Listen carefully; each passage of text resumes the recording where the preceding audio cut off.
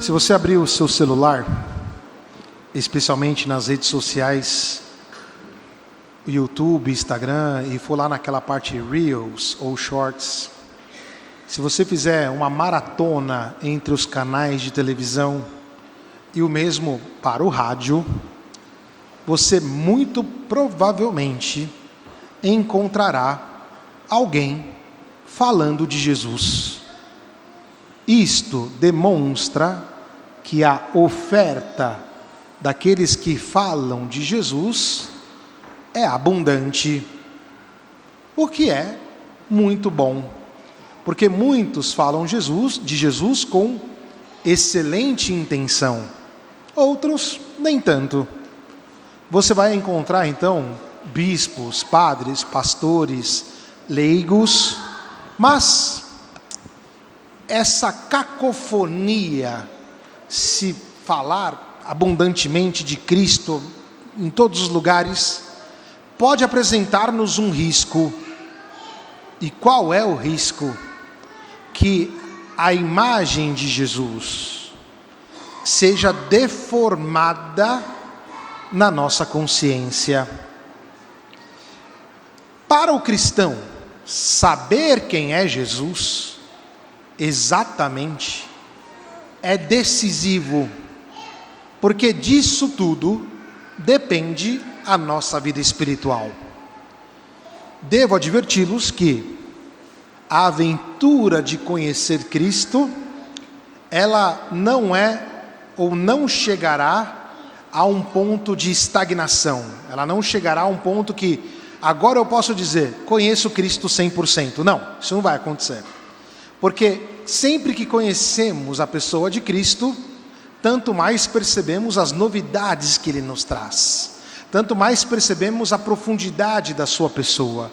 Tanto mais entramos dentro daquilo que tecnicamente nós chamamos de mistério. Não porque fechado, não porque enigmático, mas porque aberto a um conhecimento sempre constante e profundo. Ora, para que consigamos sair da cacofonia, vamos dizer, espiritual, que dentro do nosso contexto é muito latente, e para que possamos responder verdadeiramente a pergunta, quem é Jesus? Você precisa fazê-lo, antes de mais nada, em primeira pessoa. Ou seja, é você que tem a experiência com Cristo. Cristo se apresenta a você. E o caminho seguro é procurar o grande tripé da teologia: tradição, a Sagrada Escritura e o magistério. Este tripé, para que não se torne um conjunto de conceitos, precisa ser acompanhado pela oração pessoal. Portanto, a oração para o cristão é importantíssima e precisa ser acompanhado pela vida em comunidade, saber estar junto com os irmãos. Isto aqui é o que formará para você exatamente quem é Cristo e a experiência que você vive cotidianamente com Ele. Por que eu falei disto aqui no começo? Porque a parte dessas ameaças que temos de uma cacofonia de Cristo e ter uma visão unilateral ou inadequada ou não profunda de Jesus, isso pode nos dar um problema. E aí nós vamos entrar nos dois grandes problemas que podem decorrer disso. Quais são os dois grandes problemas? O primeiro problema é pensar em Jesus somente a partir da sua humanidade. Está errado isso? Não, porque Cristo é Deus e Cristo é homem. Mas quando pensamos somente na humanidade de Cristo, a nossa probabilidade é cair num certo psicologismo, pensar que as coisas são só psicológicas, não, e tal. Ou cair num certo, a palavra não é bem essa, mas exprime bem, num certo camaradismo. Jesus é meu camarada, né? Jesus é meu amigão e tal, né? Ou então cair numa ideia muito terra a terra de Jesus, que não nos permitiria de entender a segunda parte, que é muito importante, a sua divindade, porque Ele é Deus. E é interessante que quando a gente conversa com os amigos, não? E aí a gente fala, em geral quando a gente fala da igreja, dos mandamentos e tal, as pessoas falam assim, não, eu sou amigo de Jesus, e basta, né? Como se fosse uma pessoa a mais na nossa vida, e não é. Jesus é o Senhor da nossa vida. Jesus é o centro da nossa existência. Portanto, uma visão só terra a terra, só olhando para a humanidade de Cristo, ou acentuando esta humanidade, nos tiraria a possibilidade, ou nos colocaria dentro de uma situação em que desequilibraria e veríamos, ou deixaria escondida a parte da divindade de Jesus. E esta parte da divindade de Jesus, se nós também a exaltamos, nós perderemos a parte humana. E aí é quando começam a formar aquele cristianismo chato, aquelas pessoas moralistas que acham que tudo é pecado, que só as coisas de oração equivalem, e que isso e que aquilo, e aí nós temos um desequilíbrio. Portanto, nem acentuar um ponto e nem acentuar outro ponto. Precisamos ver a humanidade, a divindade, ou vice-versa, a divindade e a humanidade de Cristo, Deus, verdadeiro Cristo, verdadeiro Deus, verdadeiro homem, amalgamada, junta. Mas nós vivemos no mundo cartesiano, traduzo, ou seja, marcado pelo pensamento de um camarada chamado René Descartes, que entende que tudo tem que ser separado. Então a gente separa as coisas para tentar entender as coisas. Isso metodologicamente pode funcionar até um primeiro momento, mas não é aquilo ao que nós somos chamados. Nós somos chamados a ver as coisas na sua totalidade. E por isso, o nosso chamado é ver Cristo, Deus e homem verdadeiro. Simples assim. Ok? Então, esta ideia de separar as realidades de Cristo, ela é perniciosa para nós. Quando olharmos Cristo, sempre procurar vê-lo na sua totalidade. Verdadeiro Deus e verdadeiro homem. Beleza? E aí a festa de hoje vai nos dar algumas pistas que nos ajudará a perceber isto. Primeira pista está na oração da coleta. O que é a oração da coleta? É aquela oração que o padre faz primeiro lá, né? Então, depois do ato penitencial, do glória, oremos. E prestem atenção no gesto do padre, não? O padre faz assim, ó. Oremos. E fecha os braços. O que ele faz aqui? Ele recolhe todas as intenções da nossa comunidade. Então, como sacerdote, né, ele recolhe as intenções dos irmãos que também são sacerdotes comum e apresenta para Deus. Então, oremos, e aí o padre faz assim. Ele joga para o alto. E nesta oração da coleta, nós temos uma primeira parte do mistério que celebra e depois uma súplica. E hoje apresentam duas orações da coleta. Nós escolhemos a segunda.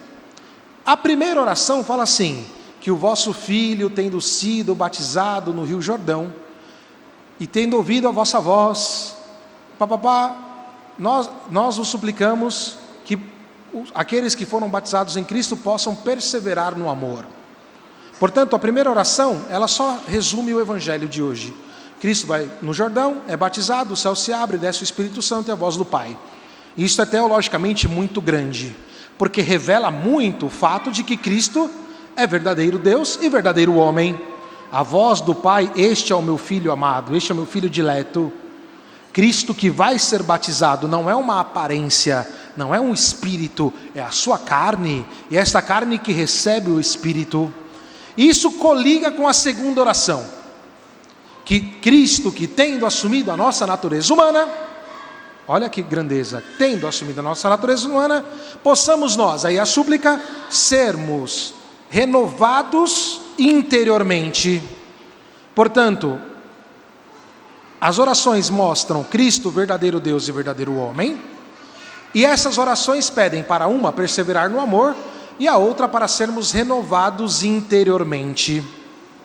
Mas como é que isto acontece?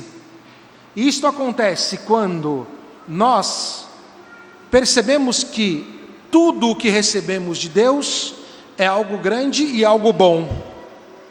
Grande e bom.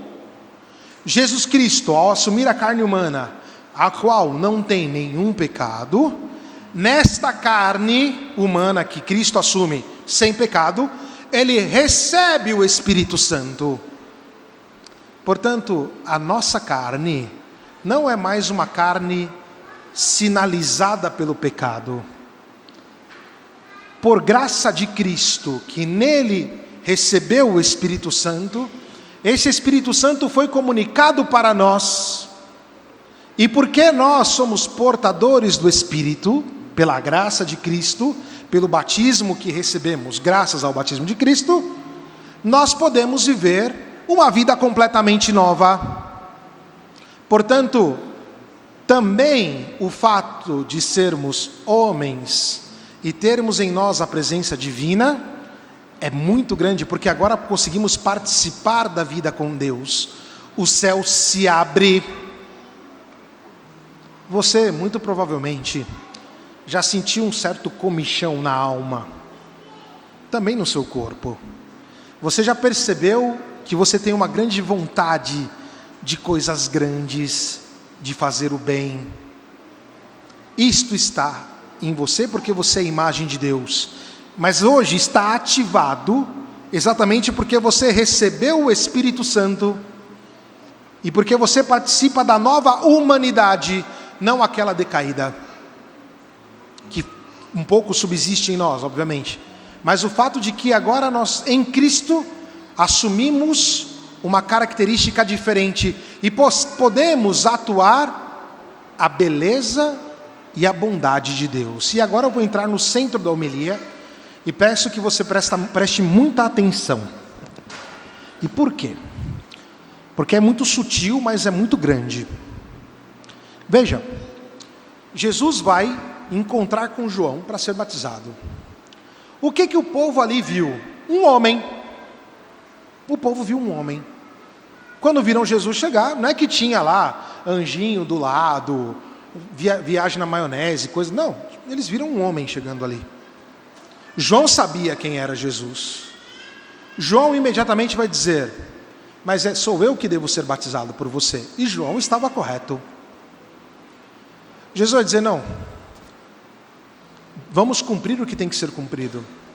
Jesus se solidariza com os homens, ele entra na fila dos pecadores. Ele não precisava disso, porque ele é Deus. Ele entra nesta fila exatamente porque, pelas águas do batismo, nós possamos também sermos santificados. Então ele santifica as águas do Jordão, e aqui é São Gregório de Nazianzeno, também Santo Agostinho e os grandes, São Cirilo de Alexandria, os grandes padres, eles vão falar exatamente isso. Jesus santifica as águas para que nós possamos deixar a condição de pecado e viver a vida nova. Mas observe que Jesus meio que corrige João. E é aqui que eu quero entrar com você agora. Presta atenção. Jesus corrige João porque ele deveria fazer o que deveria ser feito. Mas o batismo de Jesus nos corrige. O que eu quero dizer com isso? E já falei em alguma homilia. Corrigir vem do latim estar em pé juntos. A correção que Jesus Cristo faz aqui não é moral, não é de comportamento, não é uma correção, é a correção da nossa natureza humana. A nossa natureza humana é corrigida. Jesus fica em pé conosco, ou nós ficamos em pé com Ele, porque Ele não tem pecado, Ele não cai. Nós nos escoramos, nos apoiamos em Cristo. Graças ao batismo de Cristo, com as águas santificadas, nós podemos agora participar da vida, da humanidade, da divindade de Jesus. Estamos em pé com Ele, corrigidos. Vai dizer Santo Gregório de Nazianzeno, quando Jesus sai da água, Ele eleva consigo todo o cosmos, mas eleva consigo nós. E portanto, este desidério que você tem de uma vida grande, este desidério que você tem de viver a justiça, a beleza, aquilo que é correto, este desejo profundo que está ligado à imagem de Deus, hoje é possível, porque esta imagem, ela é elevada, não é aniquilada, porque agora nós vivemos o novo homem, a nova mulher, como filhos no Filho. Passamos a viver a novidade da vida do Espírito. E este desejo de coisas grandes, de bondade que nós temos, é execuível. É possível executá-lo, porque agora o Espírito que Cristo nos doa, body to body, não, corpo a corpo, este Espírito que nos é doado, é que nos permite viver a nova humanidade. Por isso que é decisivo sabermos quem é Jesus, verdadeiro Deus e verdadeiro homem. Se alguma pregação não mostra essas duas realidades juntas, tem coisa errada. Jesus é verdadeiro Deus e verdadeiro homem. Se na minha oração eu não percebo que Jesus é verdadeiro Deus e verdadeiro homem, tem algo errado.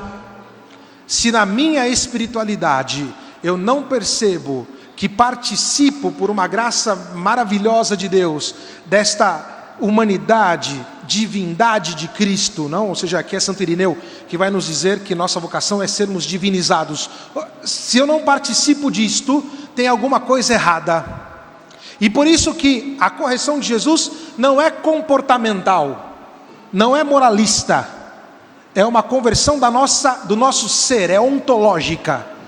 Nós participamos da vida divina na nossa carne, e por isso não pode ter desequilíbrios entre o que é humano, material, e o que é o espiritual. Nós precisamos olhá-lo sempre de maneira amalgamada, olhar dentro desta grande unidade, e é isso que nos permitirá de viver em paz lá no nosso trabalho, quando precisamos dar um testemunho de cristianismo. É lá onde, com a nossa família, em que precisamos dar um testemunho de Cristo, porque nós não dividimos as coisas. Eu não vou ser santo só no dia que eu vou para a igreja no domingo. Eu não vou ser santo só quando estiver em casa sozinho rezando.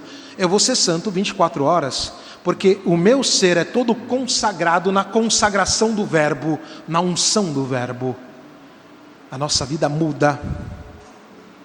E isto é muito possível. Hoje aqui, eu usei esse exemplo na missa das 8, porque tinha um casal fazendo 62 anos de matrimônio. Providencialmente temos um casal completando 51 anos de matrimônio. Ou seja, é possível, eles viveram 51 anos de matrimônio. Você é casado, pode chegar nisso também. E como é que você faz isso? Olhando para os nossos irmãos. E aqui é onde é importante perceber, e é o meu pedido agora, como pastor, como pai desta comunidade, agora eu uso a minha autoridade de pai. É muito urgente que nós deixamos de lado os gurus da internet, que deixamos de lado esta galera que não participa da nossa vida. Nós vivemos um drama no sentido positivo, tá? Um drama acontece em muitas coisas, não? A sua vida é um drama, tem felicidades, tristezas e tal. Para que possamos viver este drama, e aqui é o último passo que eu dou, é necessário que assumamos essa espiritualidade, Cristo, verdadeiro Deus, verdadeiro homem, na nossa existência. E assumindo isso, São Gregório de Nazianzeno, que vai nos dizer de novo, nós nos tornamos como o sol. E é bonita a imagem que ele usa. Como o sol traz a vida onde ele incide, também como cristãos iluminados por Cristo, graças ao batismo que recebemos, nós nos tornamos sol, geradores de vida, onde quer que nós estejamos. E a nossa vida, naquilo que recebemos, no matrimônio, na crisma, no ser sacerdote, no ser cristão, nos ajuda a viver a vida com os irmãos, nos ajuda a estar com os demais. E o mundo espera que nós cristãos ecoemos na nossa carne aquela voz do Pai: este é o meu filho amado. E nós não agimos mais como pessoas quaisquer, nós agimos a partir da novidade de Cristo, como verdadeiros filhos amados de Deus. E o meu desejo é que vocês deixem os gurus de internet e que passam a viver a vida de oração com Deus, não com a opinião do outro, Mas você, diante de Cristo, eucarístico sobretudo, diante do Senhor, em oração, querendo conhecê-lo profundamente, deixando-se iluminar por Cristo, para que você possa irradiar também esta presença do Senhor. E depois peço muito gentilmente que saibamos viver em comunidade. Ah, padre, é difícil, na comunidade tem gente chata, na comunidade tem... É óbvio que tem, mas eles também são filhos amados de Deus, não é só você não. E quando passamos a olhar para o meu irmão, que é um filho amado de Deus, deixamos esta voz do Pai, porque recebemos pelo batismo, pelo Espírito Santo em nós, ecoar na vida do nosso irmão, nós vamos participar agora da grande festa, da grande comunidade, e vamos iluminar onde quer que nós estejamos. Não vamos viver uma vida qualquer, hein? São Gregório, então, vai nos dizer, no final da homilia dele, que é o que se espera de nós cristãos, não? Sermos sol, sermos como o sol, iluminar, gerar vida, a capacidade de mostrar o Espírito Santo que age na nossa existência. E esta é a beleza do nosso ser cristão. Esta é a grandeza dessa festa do batismo. Saber que a nossa humanidade agora está corrigida por Cristo. Estamos em pé com Ele. E aí nós não vamos dar mais asa para o mal. Não precisa. Não precisa mais o pecado. Para. Ai, padre, eu não consigo sair do pecado. A gente reza. A gente temos que estar juntos. O guru lá da internet, ele não sabe o que você vive. Mas eu, Padre Douglas, e a comunidade sabe o que você vive. Nós estamos aqui vendo irmãos que completam 51 anos de matrimônio. Quando você olha isso, você que é casado, olha e diz, é possível? Isso toca você, porque é um testemunho iluminado. Não é alguém lá falando, tem que fazer isso, tem que fazer isso, vai não sei aonde. Não, não. Aqui estamos em pé junto com eles, comemorando, vivendo esta graça que o Senhor deu para eles. E esta graça também, para nós, é transmitida, nos é dada pelo próprio Cristo, entende? O que quero dizer hoje é exatamente isso, ou seja, é hora de sair do conto de fadas do cristianismo, de uma ideia unilateral, limitada, não bonita do Senhor. Não, não, não. É hora de nós afirmarmos, Jesus Cristo é verdadeiro Deus e verdadeiro homem, e eu posso participar disso. Não só posso, como eu participo, porque o batismo também eu recebi. Eu porque pecador, porque vivo a vida nova com Cristo, mas recebo isso direto da fonte, que é o próprio Cristo. Vamos pedir a Maria Santíssima, perdão que eu me alonguei muito hoje na homilia, vamos pedir a Maria Santíssima que nos ajude, não? Que tenhamos esta coragem de viver em primeira pessoa, Jesus Cristo, verdadeiro Deus e verdadeiro homem. Que tenhamos a coragem de deixar ser iluminados, mas também para iluminar e fazer ecoar a voz do Pai também na nossa vida, para aqueles que estão diante de nós. Que assim seja. Amém.